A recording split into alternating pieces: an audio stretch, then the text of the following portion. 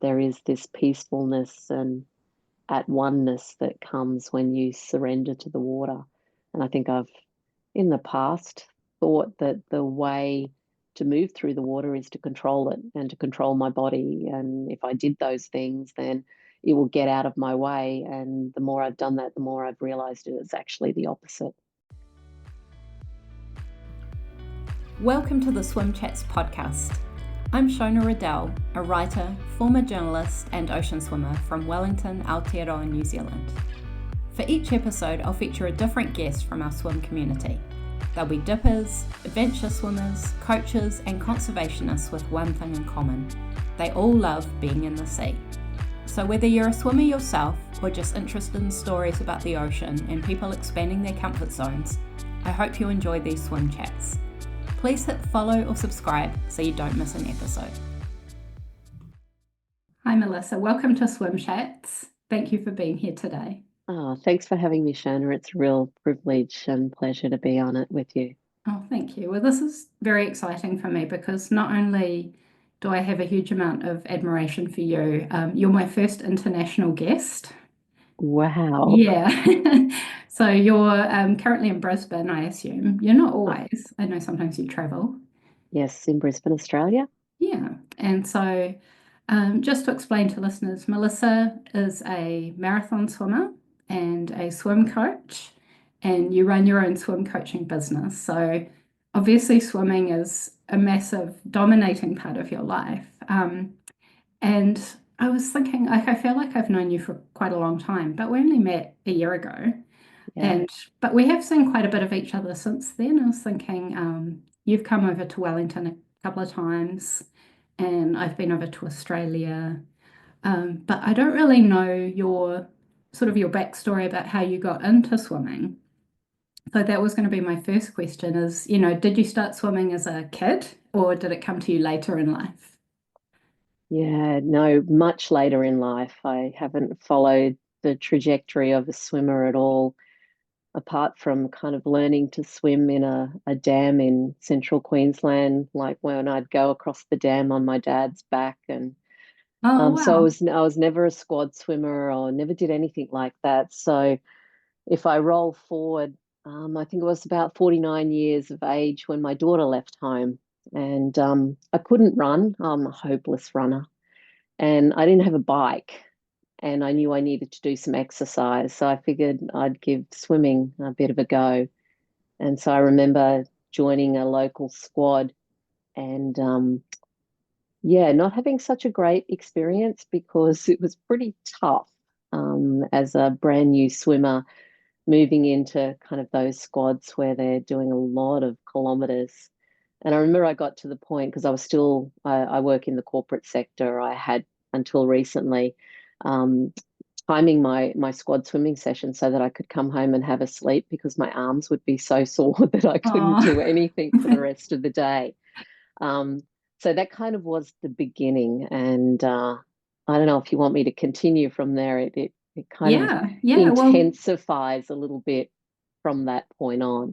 I'm curious to know, you talked about swimming on your dad's back in a dam. I mean, I don't think I've ever swum in a dam. Like what is it like? What was the It's dam like like that you were swimming in? it was like brown water with a muddy bottom.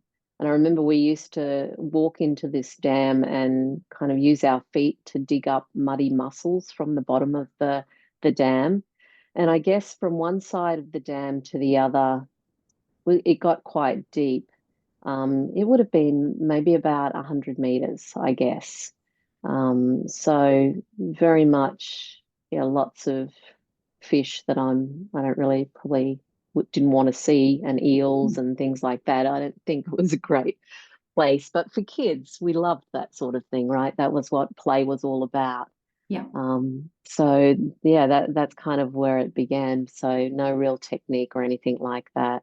yeah. Um, Just connecting with the water Connecting with the with your water dad. in, Yeah, yeah, nature, enjoying being out in nature, and a mild curiosity about water and swimming and that kind of thing. yeah. So, yeah, That's but awesome. my whole background was really in the corporate sector until very recently. So I worked as an executive coach and a leadership development coach, trainer. And that'd be my whole world until things started to unfold with the water and swimming when I was 49 years old.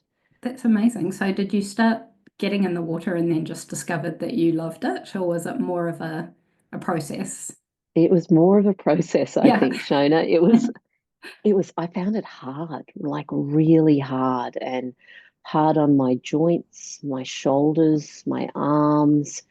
And I got to the point where I had to figure it out. I was like, I would see people swimming and they looked amazing and graceful and connected and all the things I wanted to be, but I just couldn't get it together. And the more I went to these squads, I think I got fitter, but I didn't improve my performance as a swimmer, if you know what I mean. Yeah. So then began the quest. How do I learn how to swim as an adult? And I wanted to learn technique. So I spent a lot of time researching on the internet. Where do you go for technique? And I'll roll forward a little bit because there was a little bit of travel and things like that in different organizations. But I finally found SwimMastery, which aligned a lot with what my philosophy was, which was about injuries-free swimming because I didn't want to hurt my shoulder anymore, and I was hurting it a lot in these squads that I was going to. And I wanted it to be effortless. I wanted to enjoy it. I wanted to start to explore even more open water swimming and test my ability to go further and further and further and further. So yeah, I had this little dance going on about how I could improve my swimming and my technique, and I guess meeting Tracy, whom I know you know, made a really big difference to me being able to achieve some of those goals. So what gave you this drive to go further and further and further? Yeah, you hear it all the time, right? So I started with a 1K swim, and I told no one about this swim. It was at Noosa. And I remember up until 2 hours before the swim, I still didn't know if I even had the courage to go. And so I ended up going up there and doing this 1K swim, and I survived. I don't know if that should have been the goal, but I did survive that swim. And then it was kind of like the curiosity was, well, what would a 2K be like? And then what would a 3K be like? And then what would be a 4K like? And so the 1K became a little bit of a gateway to exploring how much further could I go if I had the right technique happening. Eventually, I came to New Zealand actually and went to Coromandel. Oh, wow, that's a beautiful place. And did a beautiful swim there. And that was a 4K swim. And I guess the next step up and was kind of, do I do a 5K or do I jump straight to a 10K? So I decided for my 50th. So all of this happened in pretty rapid succession. By the time I finished my 50th year, I will have done a 5K. And so I found one of very few 5Ks here on the Gold Coast. So I did that. And then it was the 10K, and that we went over to Fiji and did a 10K swim then. So that was the entry to marathon swimming. And how did you feel after that 10K swim or Oh, even during it? yeah, Did it that feel like a big leap from 5K? felt like a big leap for me. Yeah, it did feel like a really big leap going from 5 to 10. Um, and a good leap, not in a bad way. It was enjoyable, it was fun, and I was with a really good friend of mine, and we were attempting our first marathon swim together for the very first time. We're in a beautiful location with turtles and fish and coral, and so yeah, it was pristine, the location, a really well organized event.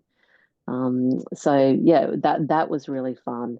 And even at that point, I think Shona, I was like, yeah, that might be me done now. That's like the 10K. I can hang out the shingle that says I'm a marathon swimmer. Yeah. And I was kind of done at that point. Wow, I And didn't. that and Hmm. then I wasn't. Yeah. It kind of just comes back and says, well, what if? What if you could go a little bit further? What would that look like? So is it like a little voice that whispers in your ear? Just you feel like you've accomplished something and then you start feeling the call of the sea to. The call of the sea. What would it be like just to be in that for a little bit longer? Especially when you have a technique where you can get out and go, I feel fine. I have no injuries. I can swim the next day.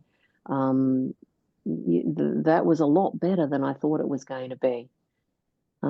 So yeah, it was a few months later. And I think this is what's happening for me now. It's less about organized events and more about finding places that I love to swim and swimming longer and longer distances. So my next swim after that was an unorganized event, a 12K swim. I'd love to take you there. There's a place north of Brisbane called Rainbow Beach with these beautiful colored sand cliffs. And so I swam again with a friend of mine from the township of Rainbow to a place called Double Island Point. Um, and that was kind of the next swim. So that was the next little baby step up from 10K. That's incredible. And it sounds like such a beautiful location as well. It was stunning, Yeah. except for the jellyfish. I'm getting used to jellyfish stings though. There were a lot of Right. jellyfish that day. Yeah. They don't phase you as much as they did. They don't, no. Interesting. Yeah. Um, Provided they're the right type, right? There's jellyfish and there's jellyfish. Yes, that's right. They're not all equal. No, they're not all And the equal. stings are not all equal. Yeah, yeah. So it's Hmm. kind of like you swim and you go, oh, that's a little bit stingy, but I think I can keep going. Whereas I imagine for others that I've heard, there's stings that are kind of almost make you want to pull out of the swim. Yeah. So yeah, but that was really fun just to do not even an event, just a swim. Yeah. And prepare for it, and very low key and really fun. That So that sounds was the great. next one. Yeah. And then after that, was that the next one, the Apolline Strait? Apalima Strait came Yeah. next. Yeah, I had always had a curiosity about the Apalima Strait. I'd heard bits and pieces about it. I always want to swim in beautiful tropical waters. That seems to be what I love doing. Hmm. As you've seen, Shona, I'm not terribly great in the cold waters of New Zealand, so that takes a Mm. little while for me to prepare my mind and body for, but the waters that are similar to here. So I'd heard about the Apalima Strait, and actually there a vacancy came up for another swimmer or another two swimmers to do it, but it was only 9 weeks from the event. So Wow. that was a little bit, yeah. So I remember speaking with my coach and saying, "Is this possible?" And she said, "Melissa, it's right on the borderline, like 9 weeks out." She said, "You've got a good baseline, so I think we can give it a go." So we had an 8 week training window for that swim. Amazing. Um, and yeah, sometimes those sorts of things are really proof that you're using a good technique for your swim, because I had done all my research and everyone had said 9 to 12 months is the sort of time that you need to prepare for a swim. And I guess maybe some of those people are coming from having no baseline, but I had continued to swim twice, 3 times a week. So I had a reasonable baseline to start with, to So then start. having once you because you've successfully completed that swim, so does that mean it was long enough, or were you in the middle of the At, swim thinking, "Oh, I should have trained, should have trained"? no, it was absolutely long enough. It It was it amazing. really was long enough. Um, yeah, I would do and have done that sort of swim again on that amount of training. Um, uh, and getting the feeds right, obviously that's a huge part of it. Yeah. And coming from this place of not even understanding that marathon, there was such a thing as marathon swims. And then when I understood there were marathon swims, I didn't know that there was this thing called having feeds with marathon swims. So that was a whole new thing that I had to learn and train my body to be able to do. Yeah, I absolutely think for me, and I can't speak for everyone, of course, but with the training program that my coach gave me and being dedicated and sticking to that program, it was absolutely long enough. And with the feeds, I know if everybody seems to like to eat and drink different things on their Yeah. swims, but what do you have sort of preferred, I don't know, brands or types of food that you like to have? Yeah. So I can't say that I've ever experimented very much. I've always done what I've always done because it's been quite a new thing. But like I've only been marathon swimming to give some context, probably for the last 2.5 years.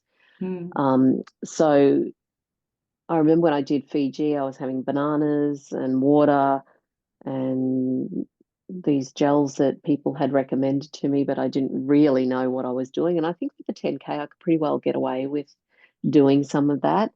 But what's worked for me is I use a product called Morton, which is a mix that I just put in water. So I'll have that, and I'll also have electrolyte.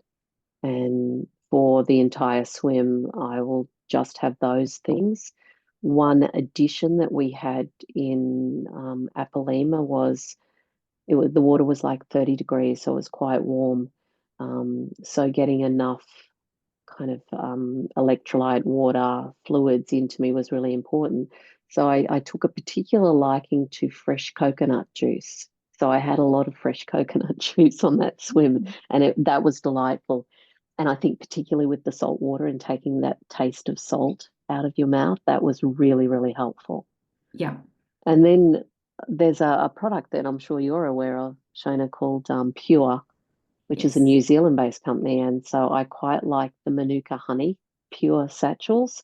I Hmm. found that also good to neutralize the salt water taste in my mouth for the Apalima swim. So they tend to be my go-tos. And when I'm coaching others, that's what I love them to trial first. Yeah. And everyone's got to figure it out for themselves, right? And see what works best for their body. Those things work best for my body. I have no side effects from them. The next day, I'm totally fine. Everything's working as it should work. Yeah. Everything works during the swim as it should work. So it's pretty good for me. Yeah. So why change anything, right? It works. Exactly. Yeah. Yeah. And so after the Apalima Strait, you swam Great Keppel Island. Was that last year? Last year was Great Keppel Island, August Yeah. last year. Yeah. So that was another 20K swim, and that's on 20. Great Barrier Reef, right? So that must be a beautiful swim, I imagine. Yeah. Southern tip of the Great Barrier Reef. Is a beautiful swim. I did it. It was my first tandem marathon swim. So a friend and I did that, and so that's a new experience again, right? Swimming with another swimmer. We're lucky we swim at a fairly similar pace.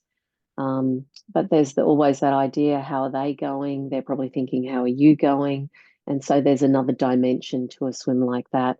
That swim we were a little unfortunate with some of the current and the wind on that swim. We didn't quite well, the weather wasn't overly helpful on that swim, so it was a new experience. Like every open water swim is, you can never predict what Mother Nature's gonna let you play around in on that particular day. So I would say even more than Apalima, that was a more challenging swim for me, Mm. So and probably. how do you handle that challenge? Does it affect the way you approach the event? Does it make it harder mentally? Do you have strategies around that? Mm. So I didn't realize it was going to be hard before the event. So it was very in the moment, that one. That swim in particular, I I have this view that I swim because I love it. I swim for the pure enjoyment. And that swim reached a point where it was not enjoyable for me and I wanted to quit. Mm. So it's the first time I've ever done a marathon swim and gone, this is not fun. Having waves in your face and swimming against the current, and a swim that now was probably 2 hours more than we originally had hoped it would be. So you got to be careful about your expectations about how long a swim's going to take. That's a big learning for me Mm. because you can never predict how long it's going to take, depending on what's going on around you and down beneath you. So I made a decision in my mind, and my husband was kayaking, Jeff, and I said to him, I really don't like this. I'm getting out. And so I put my head down and started swimming. And he came up to me and he said, you need to go over to the boat because my coach was on the boat. And he said, she wants to talk to you. So I went over and she said, I hear you want to get out. And I said, yeah, I want to get out. It's not fun. And I don't do things that aren't fun. And she was very clever with the way she motivated me and encouraged me. She tried a few, like, first of all, she said, well, what about your friend Kate? How's it going to feel? And I'm like, she's fine. She doesn't need me here. And so it was really interesting now being a coach to watch another coach, and she was amazing, find just the right button for me to be able to continue the swim. And I think what she said to me was, yes, it's hard, and we all have to do hard things at some point, Melissa. And that was just like, that's probably a truth that I can't deny. And maybe there's a learning here for me in Mm. not quitting. And I'm really glad that I didn't get out of the water at that point because I had no pain, I had no discomfort. I just thought it wasn't fun and I was swimming for fun. And Yeah. so, yeah, it was really interesting that she was able to find just the right button at just the right time to make me stay in. So, I've heard that that's a sign of a good coach during a long yeah, swim is knowing exactly what to say to the yeah, specific person because not everybody needs to hear the same thing.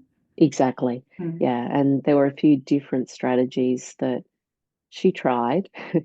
But I guess that's the skill of really knowing your swimmer, right? You know what to say and when to say it.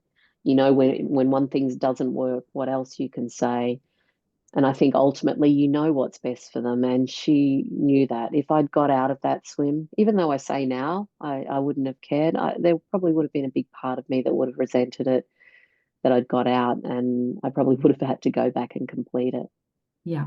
Well, So congratulations on completing it. It sounds thanks. challenging. Yeah, I haven't really quite shared that with many people before. So it's Thank you. yeah, a really big point of reflection for me about what was going on for me in that swim. And you Yeah, I never mean, there's quite a, know, right, what your mind's going to do or want to make oh, you do after exactly. several hours of swimming. It's a long time to be in your own head. It is. And Yeah. there's a huge amount of psychology involved in being a swimmer and a Yeah. coach, and we can Yeah. talk about that in a minute too. But Yeah. yeah, Yeah. so only a few months after that swim, you then completed the is it the Derwent River swim? Yeah, it wasn't the big, I think there's a big river swim in the Derwent, which is like 32 kilometers. This was just a baby swim. It was a 15-kilometer swim.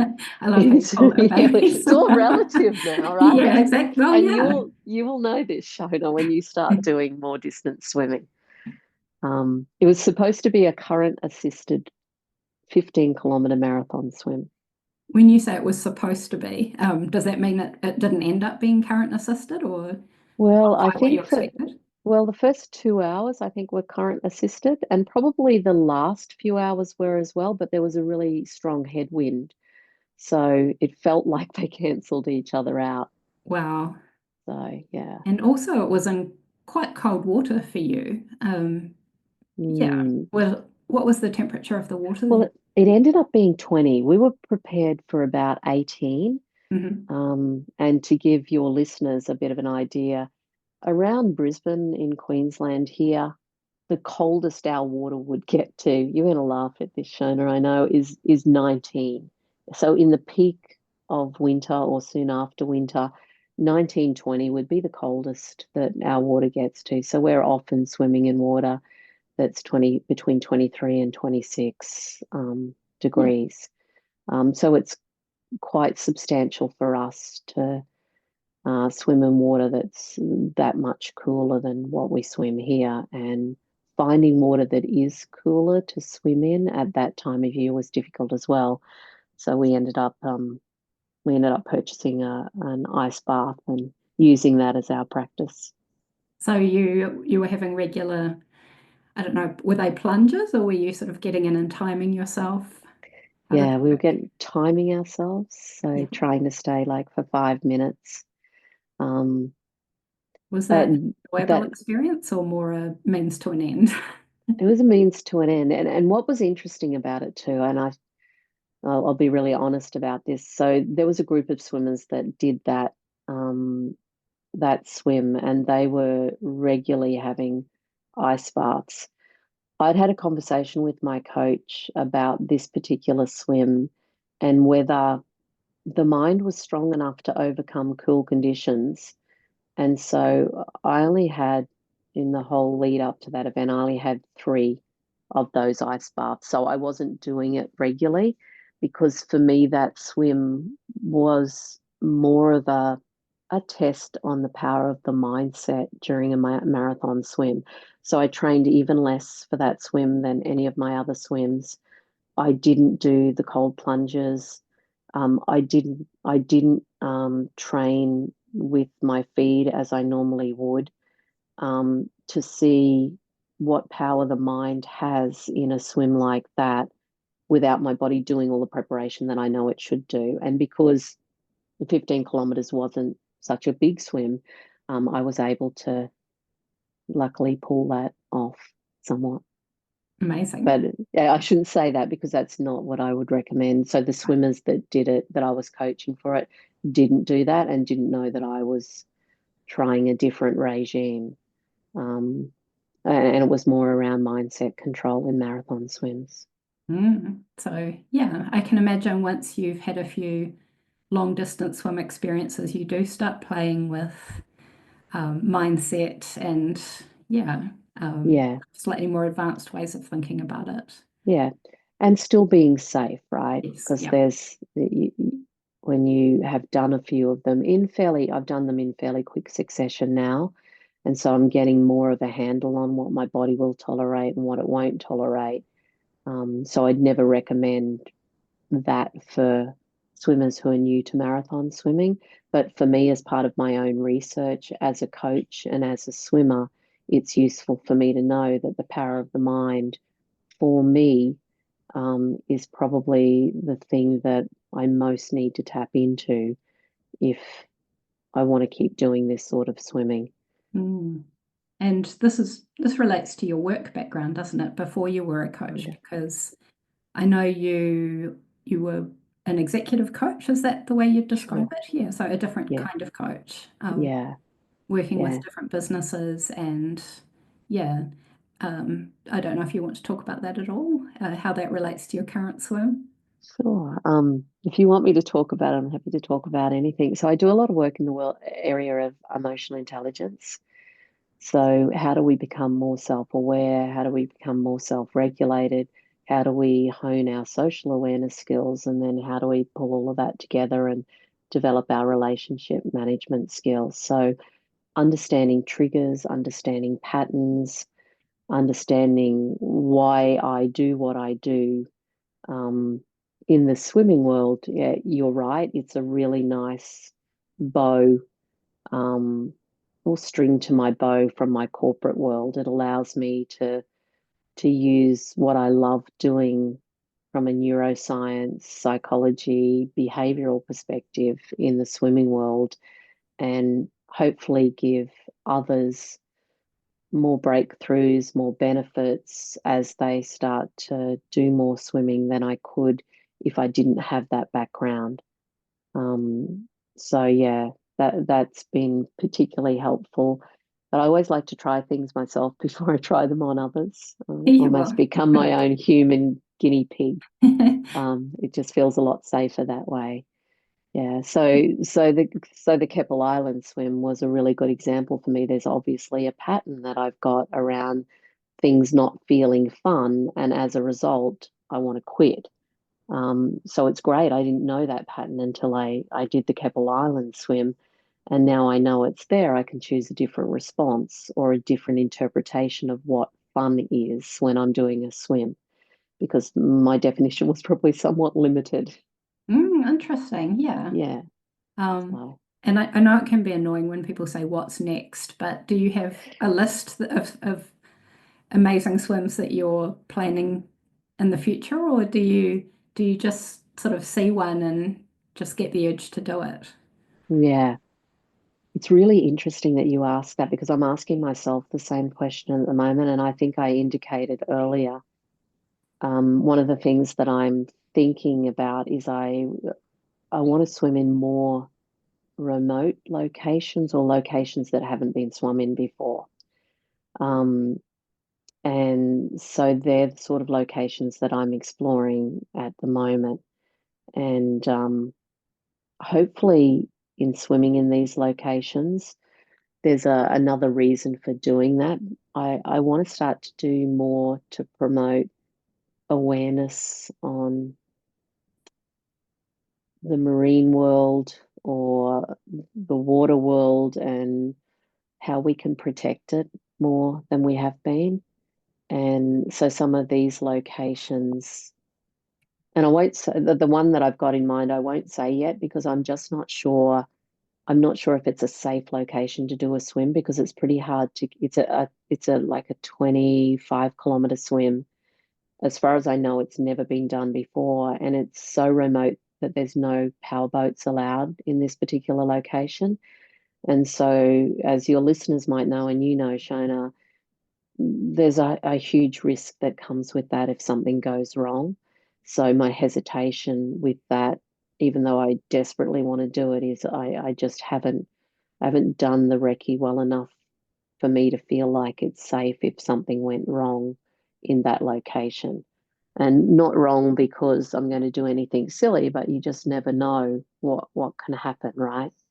Um, so there's that one, and there's also one um, around Bali. I'll say that I'm kind of curious about. So in the next 12 months, it'll be something. One of those ones will happen, but it won't be an event per se. So I think I don't want to do events anymore. I want to be more in nature and promoting what we humans can do to protect this beautiful world that we live in a little bit more.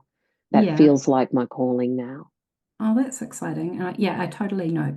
I totally understand what you mean I about know you do. not Yeah. wanting to be part of events and wanting to swim your own swims. And Yeah. as as ocean swimmers, we connect with the ocean, and we see the beauty of it, and we notice changes in it. Yeah, and I imagine it must be the same for you in Queensland. Absolutely. Yeah. Yeah. So that's kind of the thought process, nothing definitive yet, but Yeah. that's what's happening inside my mind. Yeah. Well, it's really interesting to follow your journey because, yeah, as you explore these different ways of swimming, it opens up this whole world, doesn't it, of opportunities and possibilities, and like you say, deciding what's important to you and Yeah. learning more about yourself. Yeah. Yeah. Yeah.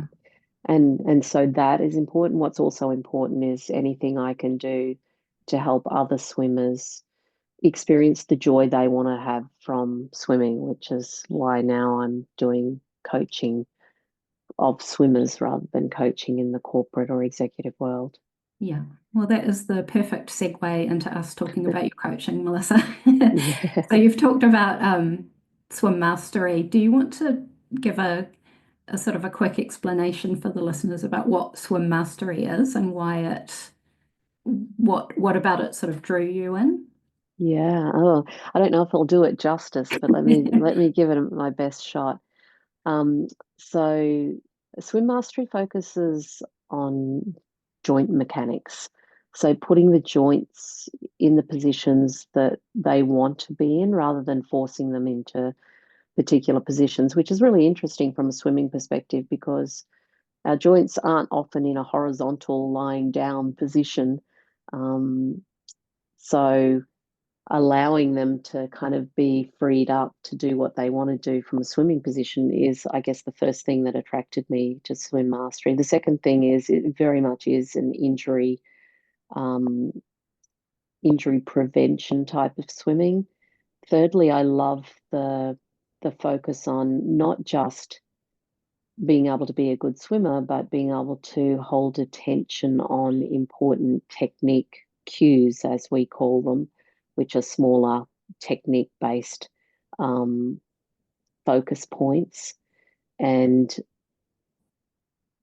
I guess the real draw is in the name, right? It's about mastery. You never get there. So there's always things that you can be building on to improve your own swimming and your own feel for the water. I'm going to use that word because it feels like it's the most appropriate one. So for me, and hopefully for the swimmers that have experienced swim mastery, this idea that the water is there to support you if you allow it to support you. And the more in tune you are with the water, the more feedback that it gives you, and the less resistance and drag you create. So the science, the physics, the psychology, the physiology, um, all of that is such a huge card for me. And beyond that, uh, being my own human guinea pig and testing it over distances, like not having come from a swimming background and knowing that it works, and it works so incredibly well. I just want to get out there and promote it to anyone who's having shoulder injuries, who thinks they can't swim a longer distance because they feel breathless or they've got no effort, because you can definitely do whatever your mind wants you to do from a swimming perspective. It's mindset and skill set, Yeah, that's the two. awesome. That's a great summary, Melissa. Mm. If you could, this is a tricky question, but if you could give every swimmer one piece of advice, is there one thing you would tell them? I think the thing that I would tell them, and I've started doing this lately, um, is the more you allow the water to be your friend, the more it wants to be your friend. And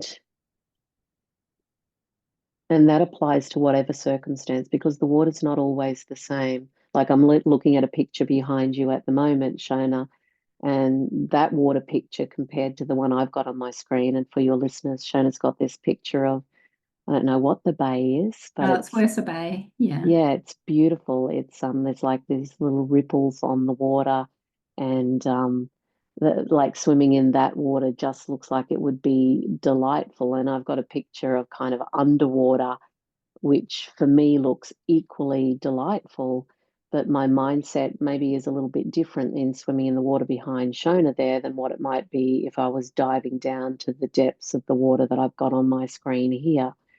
And yet I still need to let the water be my friend, because it wants to be my friend. It wants to support me. It wants to encourage me. It wants to allow me to move through it. If I'm putting my body in that position where it is not tight and controlled and on, and water is such a metaphor for a lot of the things that we do in life, I think. Sorry, that was a very long-winded No, I was explanation. just I saying how apologize. poetic it was. No, don't apologize. I loved that. It was a beautiful description. It Yeah. reminded me of the name of your business, which is at One Swimming. And I remember you saying you named it that because you feel like you're at one with the water when you're swimming Yeah. through it. Yeah. Yeah. Well, I try to be. It doesn't Yeah. always work that way. Keppel was a fairly good indication of that. Yeah, but absolutely. Yeah, you're spot on, Shona, in saying that.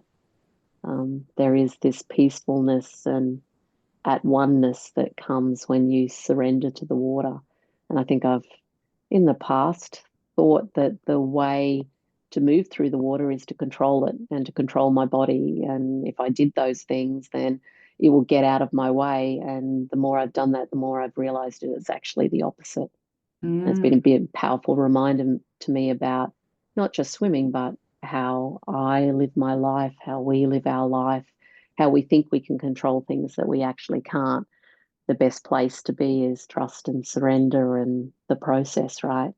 So I'm trying to be a good teacher for myself so that I can teach others this. yeah, that's awesome. And you have it's sort of quite a new setup in Brisbane where you have your headquarters and an endless pool.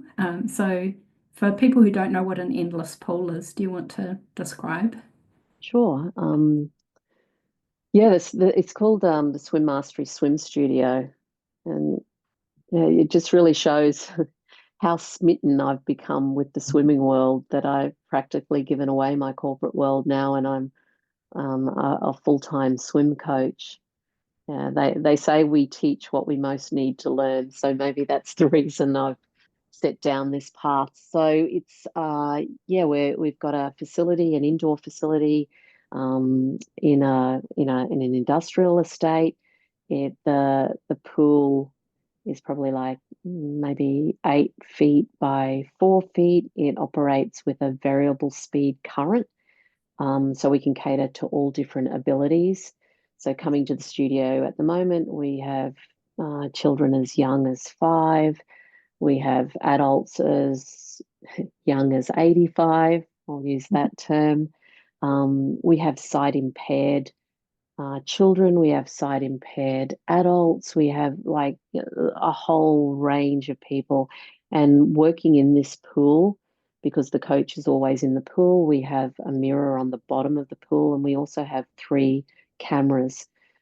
So we can give almost instantaneous feedback to a swimmer on their technique and make changes in real time to people's technique, because you can immediately know if someone is swimming faster in the endless pool, because you have to turn the speed up. Whereas if you go and work in a pool, as you know, Shona, it's sometimes hard to see if the technique's making a big difference.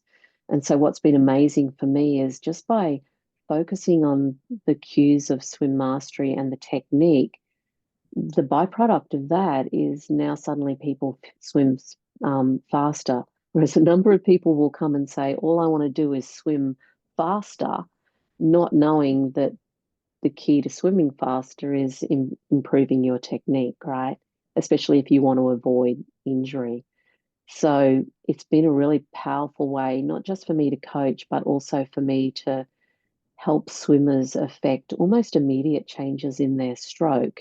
Obviously, they then need to go and do the practice in the pool, um, because of this setup, this endless pool setup, which I'm not sure that there's any others in Australia. I don't know if there's any in New Zealand. Mm. I know there's lots in Europe, but it's a fairly new concept for us here in certainly in Brisbane, if not Australia, to learn to swim or perfect our technique in an endless pool, such as the one that we've put here in Brisbane. And Does it's that so answer it? effective. It does, yeah, it's Yeah, really effective. I had the pleasure of you swimming in did. it about a year ago, and just 5 minutes in that pool, I think I learned more than I had in my entire life about Wow. how I'd Well, swim. I just remember I was rotating a ridiculous amount, yeah, because, my whole adult life I'd heard, rotate, you need to yeah. rotate. And so I was rotating probably over 90 degrees every time I Wow. did a stroke. And so I remember seeing myself on the camera, and Tracy, who's the swim mastery coach, saying, describe what you're doing, Shona. And I was like, well, I sort of look like I'm doing sideways flips in the water. And she just put her hand on my back, because just to sort of calm me down, really, and slow my movement. And then it just transformed the way I swam from then on. Yeah, it's Yeah, so just different getting that now watching you feedback. swim, right? Yeah. And it was for you, it was instantaneous. Yeah, it, Um, it really was. It was brilliant. And in Swim Mastery, you talk about where you're sending your energy. And for me, I was sending my energy sideways. yeah, or up and Not, down, right? yeah, up and down and sideways everywhere but forwards. So Yeah, yeah. yeah, yeah, really Um, amazing. I love the endless pool. Yeah. And you've Yeah, you've had some pretty high profile athletes in the pool as well, haven't you? Because like everybody can yeah, improve their technique. That's something else I've learned. Doesn't yeah. matter It's whether you're an Olympic medalist, yeah, yeah. It's fairly new concept, so people are just starting to learn about it. But yeah, we've had seems to be quite a few marathon swimmers now are starting to come because of injuries. So it's great that we're able to very quickly see what's going on that's creating the injury, because everything's cause and effect, right? So if we can locate where it's coming from a technique perspective, that's created some amazing kind of breakthroughs, and which is super important for those people that are swimming marathon swims every year. And then we've had sprinters. We're starting to see a lot now more of, if you like, the children's squad swimmers who are training for school states, school nationals, or states and nationals, who can now supplement their squads training by coming to the studio and getting some video analysis and getting some really specific technique feedback for their swims, and then they can go and put that back into their practices with their coach in their squads. So yeah, lots of different kinds of people coming in, which is really great to see. That's awesome. And I imagine you probably don't get much downtime, but when you do go for a swim just for yourself, like where Yeah, do you go and yeah, what do you do? a few places. So mainly if it's during the week, because Brisbane, the ocean is a little way away from here. It'll be at our pool, which is kind of 10 minutes down the road. So I probably swim there 2 to 3 times a week, just doing a lot of technique work, trying to refine my skills in my own swimming. And then also the thing I've started to do is try and swim like other people and see where do those movements come from? How do people make these movements in their body? So if I can understand that, then I can help maybe those swimmers if they ever come and see me as a coach to find other ways of swimming. So I do that. I like to watch swimmers in the pool over there a lot. And then we have a dam in Brisbane, so I like to go there if I want to be in nature.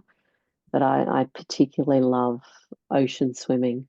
So I spent a lot of time at some beaches, Burleigh on the Gold Coast. There's a lovely creek called Tallebudgera on the Gold Coast. I want to go north, then Noosa is a beautiful place to swim. Mooloolabah's got some amazing swimming spots. And we're fortunate because depending on the conditions will depend on where you might want to go. And of course, my favorite, I spent a lot of time at Rainbow Beach swimming alongside those beautiful coloured sandstone cliffs. So that's a favorite because there's not many people there. And it's particularly beautiful. It's right near Fraser Island, or we call it Gari now, if you've heard of that. So that's Mm. kind of the area that it's in. Do you So prefer to swim alone? I do, but people don't like me swimming alone. It kind of is a bit scary for my family. So I've had, and my friends and my coach. So I've had to succumb and make some commitments to not swim alone. So generally, I'll swim with friends, or I'll swim with my husband walking along the beach and watching me. Because it can be dangerous if you swim alone. So I Yeah. want to be really safety conscious and practice what I preach. And that is, you should never swim alone. Yeah. Um, Is your carry tow husband a swimmer floats. too? He has started swimming and coaching, Shona. Oh, wow. So yeah, he's kind of got the bug as well. So what are your plans next? I'm doing a South Island swim camp, which is just for a few days, but it's some lakes in the South Island. Oh, beautiful. There's a company I've discovered called Fit and Able, and they run swim camps in the South Island and the cooler water. Oh, Yeah, nice. so that'll Oh, be I a bit of can't an wait to hear adventure. about that. Yeah, I don't think I've ever swum in the South Island. Well, not as a swimmer, you know what I mean? Hmm. I've had recreational dips, but I never really became a swimmer 3 years ago. Yeah, so Wow. Yeah, yours has been an incredible journey, really yeah. has. Oh, it's just changed my life. I mean, you know what it's Yeah, like. absolutely. That's why we All these do it, right? opportunities open, Yeah, yeah, and you meet all yeah, these inspiring people, and yeah. um, yeah, Learn together, swim together, play together. It's what yeah, life's all about. becomes like a big family, doesn't It it? does. Yeah, Yeah. it sure does. Is So, there is there anything you want to talk about that I haven't asked you about yet? I don't think so. Um, just to say thank you for the opportunity to have a yarn with you and kick kick some things around about swimming, and hopefully it's been useful to your listeners. And I'm sure it has. I've and loved talking to you. It's really nice to have this one-on-one time, it is, even if it it's very over much Zoom. is. But yeah, Yeah, just yeah, to chat without having to rush. And yeah, yes. really appreciate your time. I know how busy you are. Yeah. Always time for you, Shona. So it's great to chat, and thanks for taking the time to ask me to come on and spend the last hour chatting with you. Thanks for listening to this episode of Swim Chats. Please remember to follow or subscribe to the podcast so you don't miss an episode. And if you enjoyed it, you can leave a 5-star rating and review, which helps other people find it too. Enjoy the water, and we'll see you next time.